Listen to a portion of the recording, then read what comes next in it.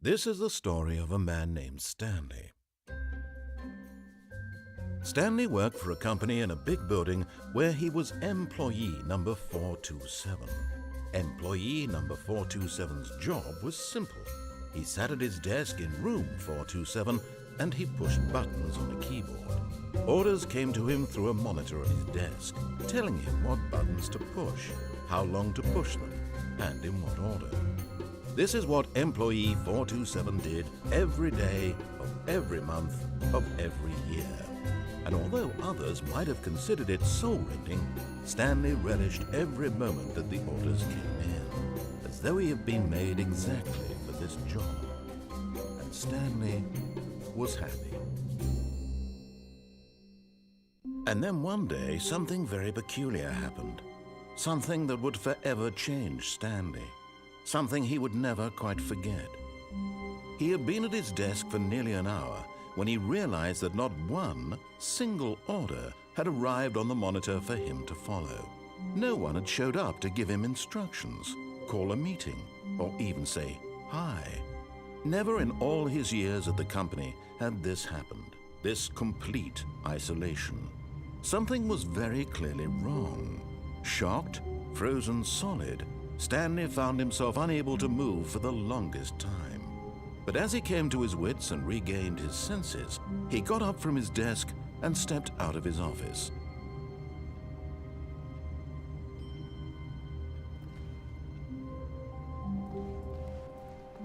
All of his co-workers were gone. What could it mean? Stanley decided to go to the meeting room. Perhaps he had simply missed a memo.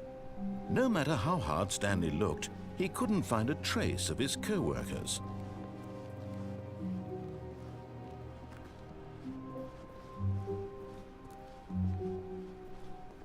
When Stanley came to a set of 2 open doors, he entered the door on his left.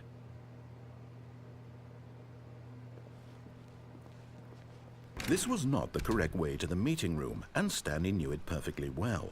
Perhaps he wanted to stop by the employee lounge first, just to admire it. Ah, yes, truly a room worth admiring. It had really been worth the detour after all, just to spend a few moments here in this immaculate, beautifully constructed room. Stanley simply stood here, drinking it all in. But eager to get back to business, Stanley took the first open door on his left.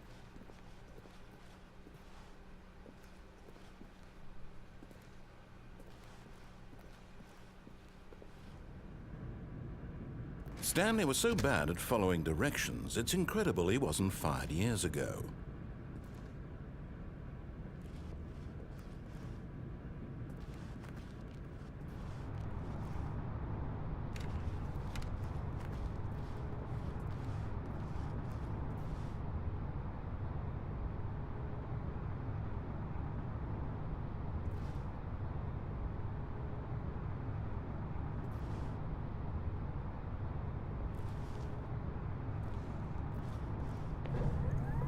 Look, Stanley, I think perhaps we've gotten off on the wrong foot here. I'm not your enemy, really, I'm not. I realize that investing your trust in someone else can be difficult, but the fact is that the story has been about nothing but you all this time. There's someone you've been neglecting, Stanley. Someone you've forgotten about. Please, stop trying to make every decision by yourself. Now, I'm not asking for me, I'm asking for her. This is it, Stanley. Your chance to redeem yourself, to put your work aside, to let her back into your life. She's been waiting.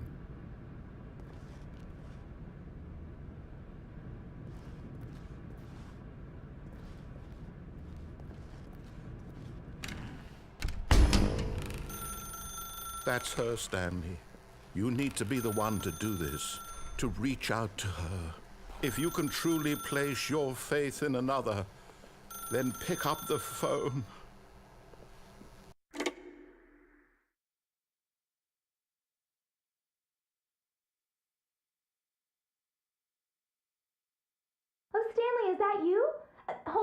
Sweetie. Sorry to keep you waiting. I'm just pulling the bread out of the oven. All right. Okay, there we go. All right, now, I want you to come in and tell me all about your day. Gotcha! Oh, come on. Did you actually think you had a loving wife who'd want to commit their life to you? I'm trying to make a point here, Stanley. I'm trying to get you to see something. Come inside. Let me show you what's really going on here. Sorry, but you're in my story now.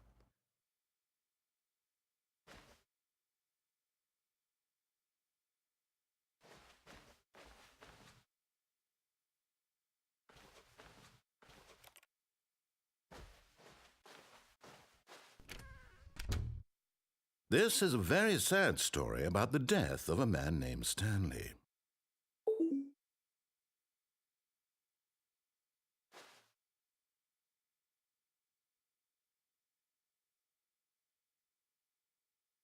Stanley is quite a boring fellow.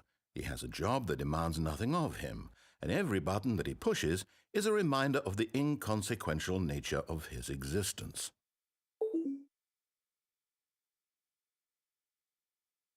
Look at him there, pushing buttons, doing exactly what he's told to do. Now he's pushing a button. Now he's eating lunch. Now he's going home. Now he's coming back to work. One might even feel sorry for him, except that he's chosen this life. But in his mind, he can go on fantastic adventures.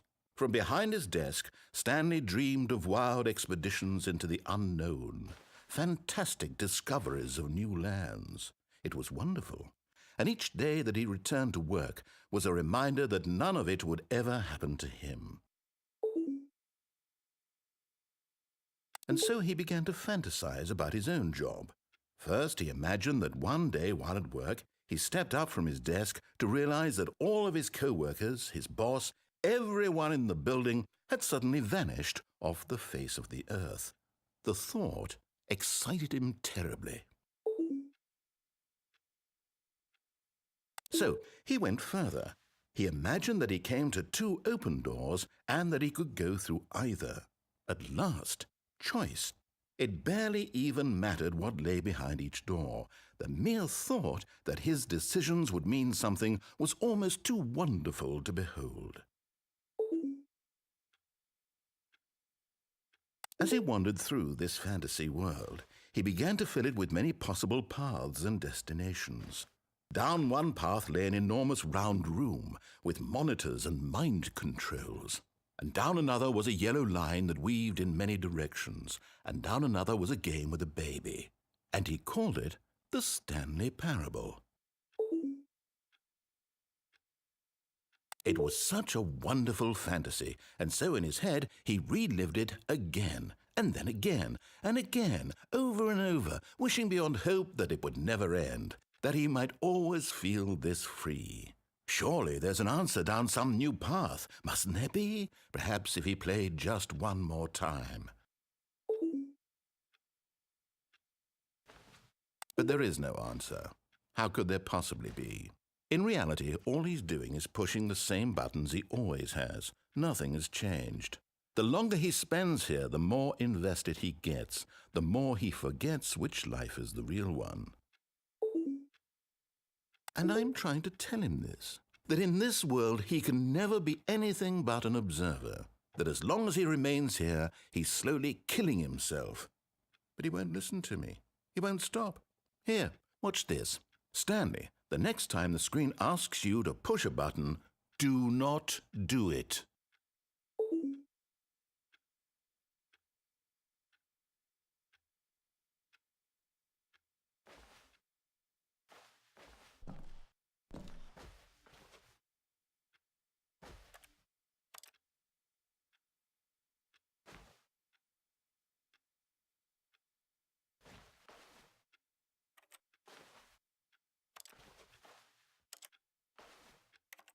You see? Can he just not hear me? How can I tell him in a way that he'll understand that every second he remains here, he's electing to kill himself? How can I get him to see what I see? How can I make him look at himself? I suppose I can't, not in the way I want him to. But I don't make the rules. I simply play to my intended purpose, the same as Stanley. We're not so different, I suppose. I'll try once more to convey all this to him. I'm compelled to. I must. Perhaps, well, maybe this time he'll see. Maybe this time. And I tried again, and Stanley pushed a button. And I tried again, and Stanley pushed a button. And I tried.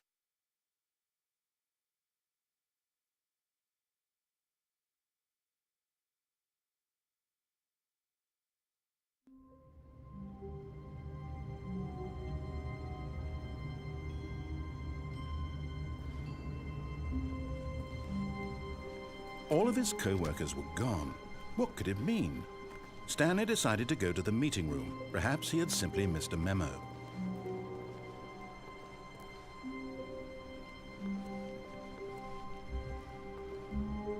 When Stanley came to a set of 2 open doors, he entered the door on his left.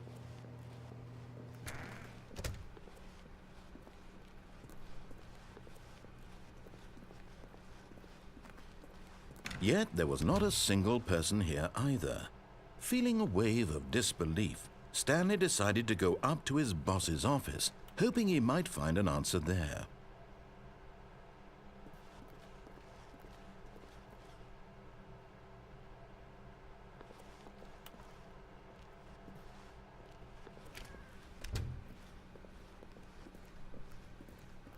Coming to a staircase, Stanley walked upstairs to his boss's office.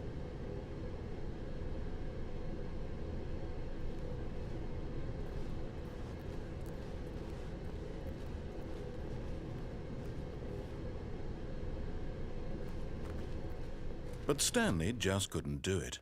He considered the possibility of facing his boss. Admitting he had left his post during work hours, he might be fired for that. And in such a competitive economy, why had he taken that risk? All because he believed everyone had vanished? His boss would think he was crazy. And then something occurred to Stanley. Maybe, he thought to himself, maybe I am crazy. All of my co-workers blinking mysteriously out of existence in a single moment for no reason at all? None of it made any logical sense. And as Stanley pondered this, he began to make other strange observations. For example, why couldn't he see his feet when he looked down? Why did doors close automatically behind him wherever he went? And for that matter, these rooms were starting to look pretty familiar. Were they simply repeating? No, Stanley said to himself, this is all too strange. This can't be real. And at last, he came to the conclusion that had been on the tip of his tongue. He just hadn't found the words for it. "I'm dreaming!" he yelled. "This is all a dream." Oh, what a relief Stanley felt to have finally found an answer, an explanation. His co-workers weren't actually gone. He wasn't going to lose his job. He wasn't crazy after all. And he thought to himself, I suppose I'll wake up soon. I'll have to go back to my boring real-life job pushing buttons. I may as well enjoy this while I'm still lucid. So he imagined himself flying and began to gently float above the ground. Then he imagined himself soaring through space on a magical starfield, and it too appeared. It was so much fun, and Stanley marveled that he had still not woken up. How was he remaining so lucid? And then perhaps the strangest question of them all entered Stanley's head. One he was amazed he hadn't asked himself sooner. Why is there a voice in my head dictating everything that I'm doing and thinking? Now the voice was describing itself being considered by Stanley, who found it particularly strange. I'm dreaming about a voice describing me, thinking about how it's describing my thoughts, he thought. And while he thought it all very odd and wondered if this voice spoke to all people in their dreams, the truth was that, of course, this was not a dream. How could it be? Was Stanley simply deceiving himself, believing that if he's asleep, he doesn't have to take responsibility for himself? Stanley is as awake right now as he's ever been in his life. Now, hearing the voice speak these words was quite a shock to Stanley. After all, He knew for certain, beyond a doubt, that this was in fact a dream. Did the voice not see him float and make the magical stars just a moment ago? How else would the voice explain all that? This voice was a part of himself too. Surely, if he could just... He would prove it. He would prove that he was in control, that this was a dream. So he closed his eyes gently, and he invited himself to wake up. He felt the cool weight of the blanket on his skin, the press of the mattress on his back, the fresh air of a world outside this one. Let me wake up, he thought to himself. I'm through with this dream. I wish it to be over. Let me go back to my job. Let me continue pushing the buttons. Please, it's all I want. I want my apartment, and my wife, and my job. All I want is my life exactly the way it's always been. My life is normal. I am normal. Everything will be fine. I am okay.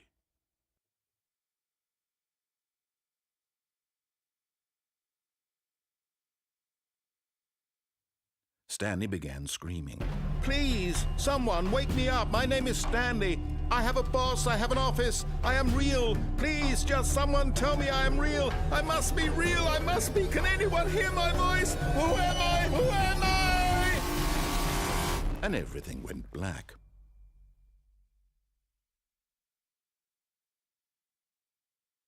This is the story of a woman named Mariella. Mariella woke up on a day like any other. She arose, got dressed, gathered her belongings, and walked to her place of work.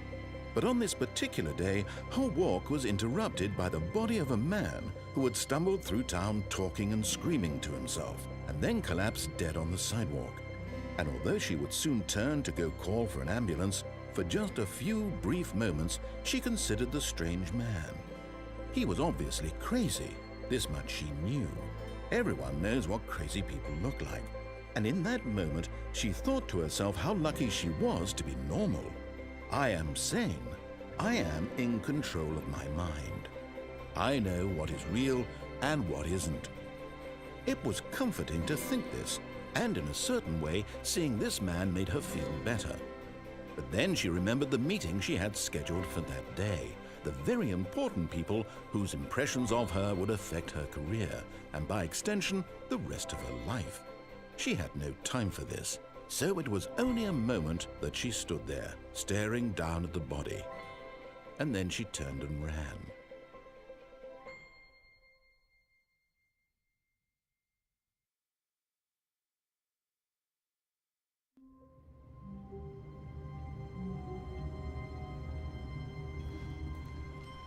All of his co-workers were gone. What could it mean? Stanley decided to go to the meeting room. Perhaps he had simply missed a memo.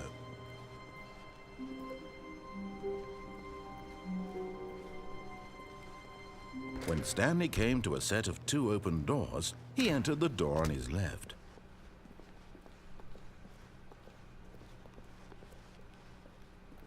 Yet there was not a single person here either. Feeling a wave of disbelief, Stanley decided to go up to his boss's office. Coming to a staircase, Stanley walked upstairs to his boss's office.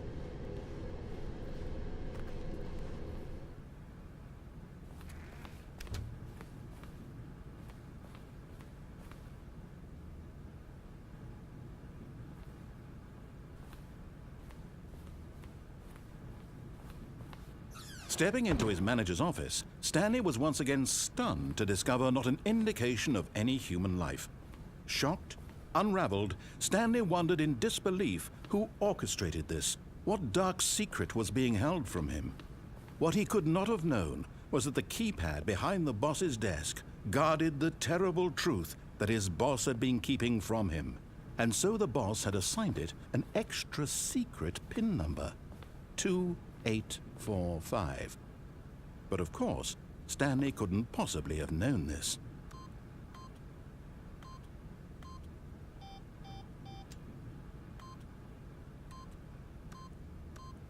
Yet incredibly, by simply pushing random buttons on the keypad, Stanley happened to input the correct code by sheer luck. Amazing. He stepped into the newly opened passageway.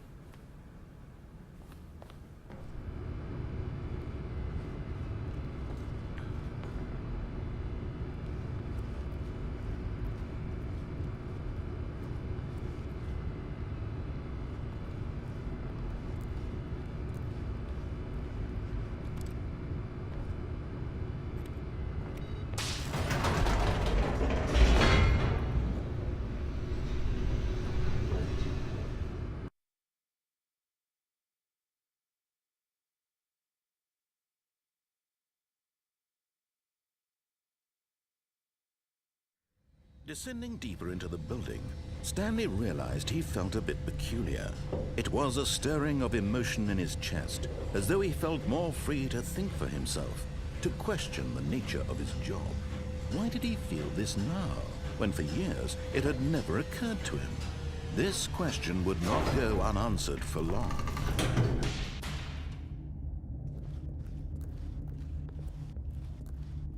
Stanley walked straight ahead through the large door that read Mind Control Facility.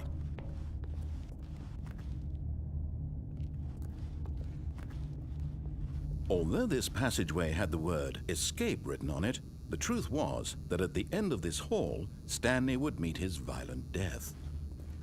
But of course, Stanley thought better of it and realized he simply had too much to live for.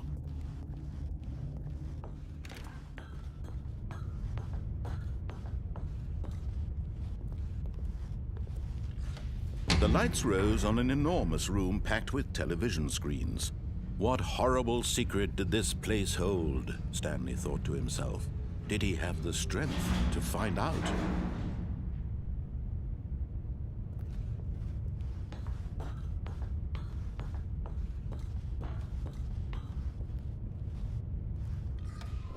Now the monitors jumped to life, their true nature revealed. Each bore the number of an employee in the building, Stanley's co-workers. The lives of so many individuals reduced to images on a screen, and Stanley, one of them, eternally monitored in this place where freedom meant nothing.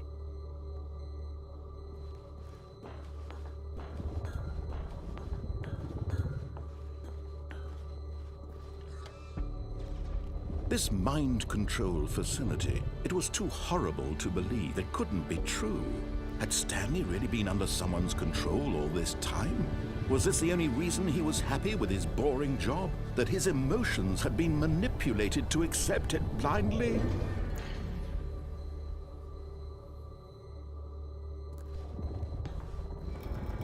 No, he refused to believe it. He couldn't accept it. His own life in someone else's control? Never! It was unthinkable, wasn't it? Was it even possible? Had he truly spent his entire life utterly blind to the world? But here was the proof. The heart of the operation. Controls labeled with emotions. Happy, or sad, or content. Walking, eating, working. All of it monitored and commanded from this very place. And as the cold reality of his past began to sink in, Stanley decided that this machinery would never again exert its terrible power over another human life. For he would dismantle the controls once and for all.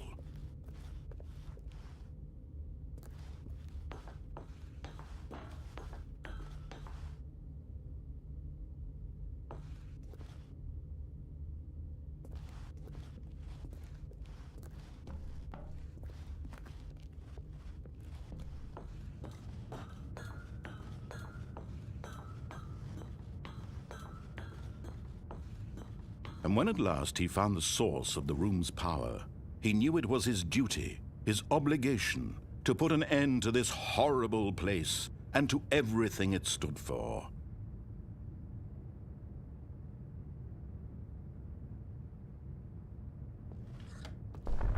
Oh, Stanley, you didn't just activate the controls, did you? After they kept you enslaved all these years, you go and you try to take control of the machine for yourself. Is that what you wanted? Control? Oh, Stanley, I applaud your effort, I really do. But you need to understand, there's only so much that machine can do. You were supposed to let it go, turn the controls off, and leave. If you want to throw my story off track, you're going to have to do much better than that. I'm afraid you don't have nearly the power you think you do. For example, and I believe you'll find this pertinent, Stanley suddenly realized he had just initiated the network's emergency detonation system. In the event that this machine is activated without proper DNA identification, nuclear detonators are set to explode, eliminating the entire complex. How long until detonation then? Let's say 2 minutes. Now this is making things a little more fun, isn't it, Stanley? It's your time to shine. You are the star. It's your story now. Shape it to your heart's desires. Oh, this is much better than what I had in mind. What a shame we have so little time left to enjoy it. Mere moments until the bomb goes off. But what precious moments each one of them is.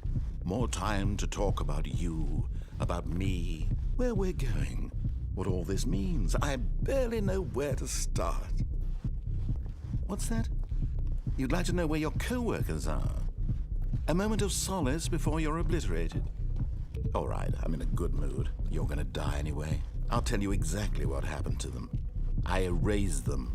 I turned off the machine. I set you free.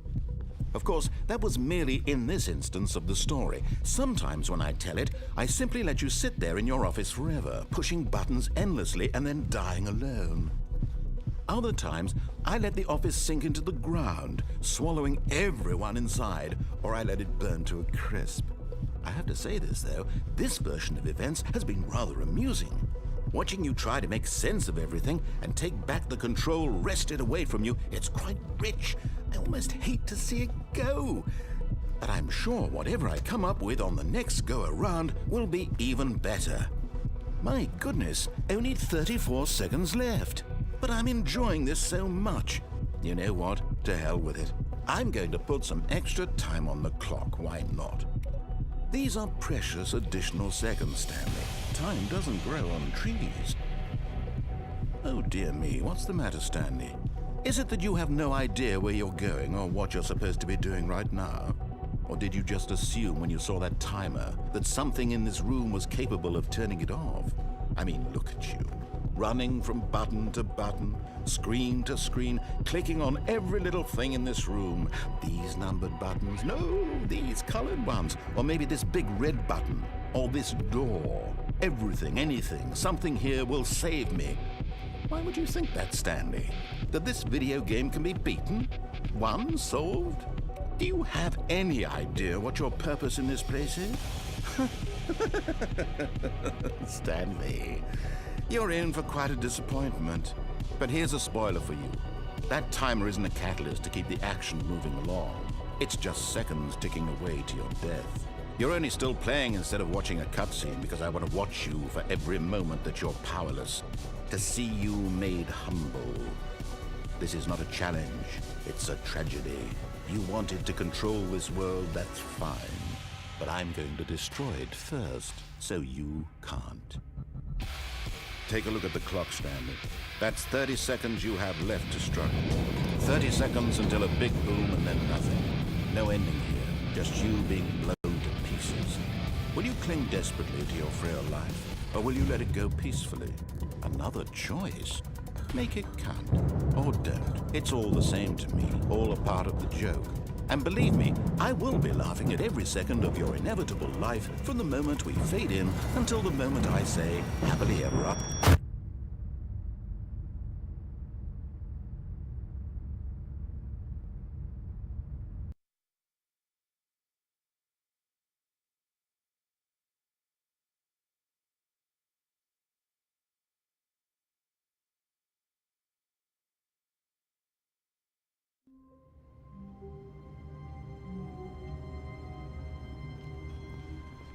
How long was I sitting there? Stanley wondered to himself. Minutes? Days? Centuries? Did something crucial happen while my senses were turned? He made a note to be more careful with time from now on. When Stanley came to a set of 2 open doors, he entered the door on his left.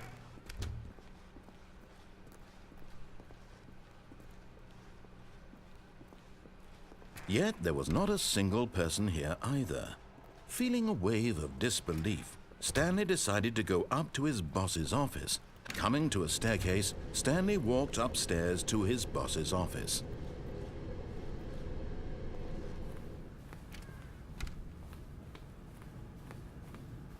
Stepping into his manager's office, Stanley was once again stunned to discover not an indication of any human life. What could it mean? Stanley wondered aloud to nobody. He began wildly tearing through papers on the boss's desk, pulling books off the shelf, looking behind paintings, desperate for clues to his situation. But his attention was caught by a keypad behind the boss's desk. What could its purpose be? In fact, this keypad guarded the terrible secret that lay buried below his feet. And so the boss had assigned it, and Stanley was in such a rush to get through the story as quickly as possible, he didn't even have a single minute to just let the narrator talk.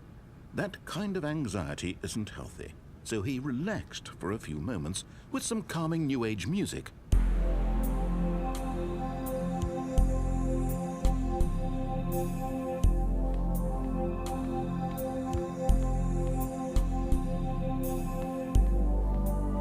Feeling soothed and rejuvenated, Stanley calmly walked forward into the opened passageway.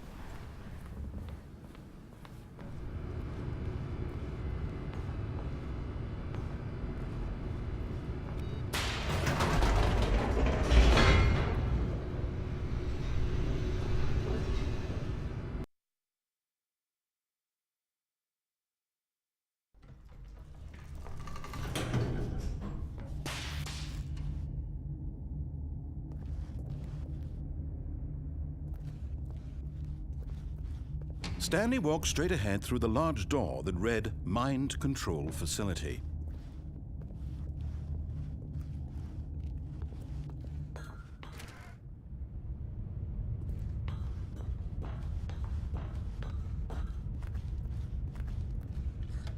The lights rose on an enormous room packed with television screens. What horrible secret did this place hold? Stanley thought to himself. Did he have the strength to find out?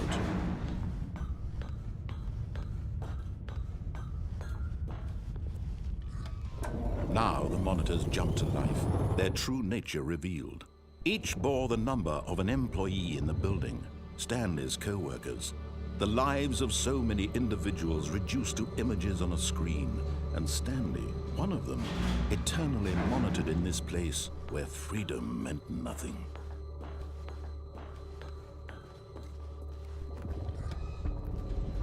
This mind control facility, it was too horrible to believe. It couldn't be true.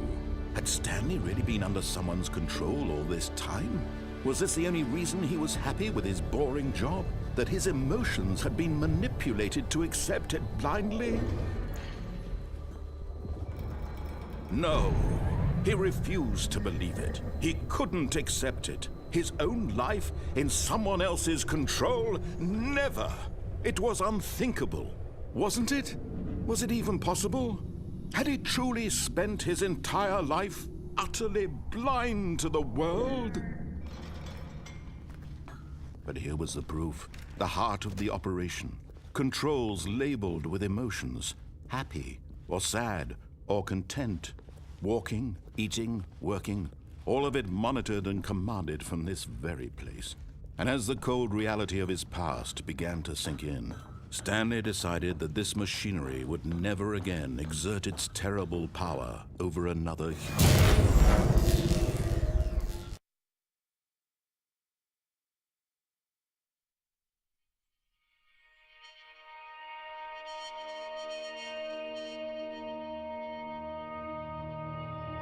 Blackness and a rising chill of uncertainty.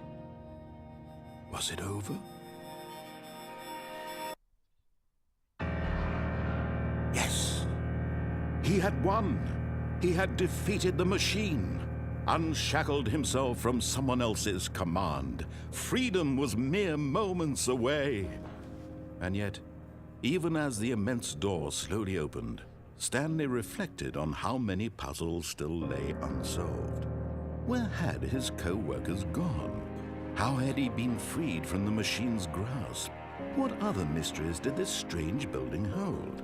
But as sunlight streamed into the chamber, he realized none of this mattered to him, for it was not knowledge or even power that he had been seeking, but happiness.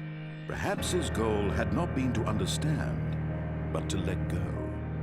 No longer would anyone tell him where to go, what to do, or how to feel. Whatever life he lives, it will be his. And that was all he needed to know. It was perhaps the only thing worth knowing. Stanley stepped through the open door.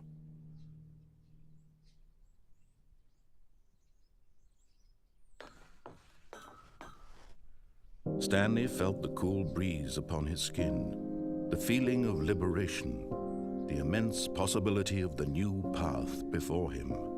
This was exactly the way, right now, that things were meant to happen. And Stanley was happy.